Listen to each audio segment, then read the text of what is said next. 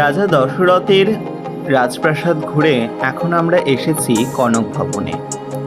কনক ভবন হলো সেই ভবনটি যেখানে সীতা এবং রাম বসবাস করতেন। রামের মা অর্থাৎ কৌশল্যা দেবী সীতাকে এই মহলটি উপহার হিসেবে দিয়েছিলেন বিয়ের পর। আমরা এখন সেই মন্দিরটিতেই যাচ্ছি। চলুন সামনের দিকে যাই।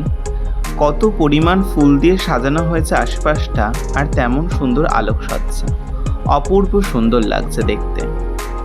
কত মানুষের ভিড় আজকে এখানে। বাইরের দরজা পেরিয়ে আমরা চলে এলাম ভেতরে, এবং এখানে বিভিন্ন থাম্বের গায়ে লেখা ছিল সীতারাম।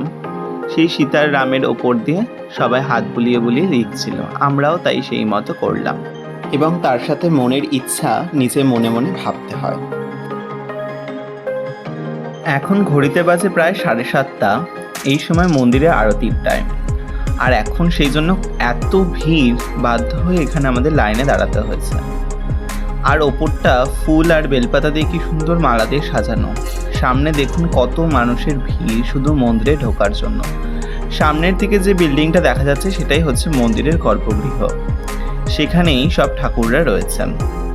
আমরা সেই দিকে যাব, এবং এখান দিয়ে উঠানটাকে দুভাগে ভাগ করে দেওয়া হয়েছে যাতে মানুষের ভিড় কমানো যায়। এদিকে মানুষেরা বসে আছে, আর ওই দিকটা মেন লাইনটা। আমরা একটু ভিড় এড়ানোর জন্য এই দিকটাতে এসেছি। চলে আসলাম মন্দিরের ভেতরটাতে। একদম এত পরিমাণ সিকিউরিটি, তার সাথে ভিড়, মানে সেইভাবে ঠাকুরের সামনে গিয়ে ছবিও তোলা যাচ্ছে না। ঠাকুর দর্শন করলাম সুন্দরভাবে, একটা সাইডে দাঁড়িয়ে ভিডিওটা রেকর্ড করলাম। চলে এলাম এবার বাইরে। বাইরেটাও কত সুন্দর, পুরো একদিক দিয়ে ঢুকিয়ে অন্য দিক দিয়ে বার করা হচ্ছে। এবং এই যে সামনে শিব মন্দিরটা দেখতে পাচ্ছেন, এখানে সীতা মা পুজো দিতে আসতেন। এটা কনক ভবনের একদম সামনেই। কনক ভবন দর্শন করে এবার আমাদের হোটেলে ফেরার পালা।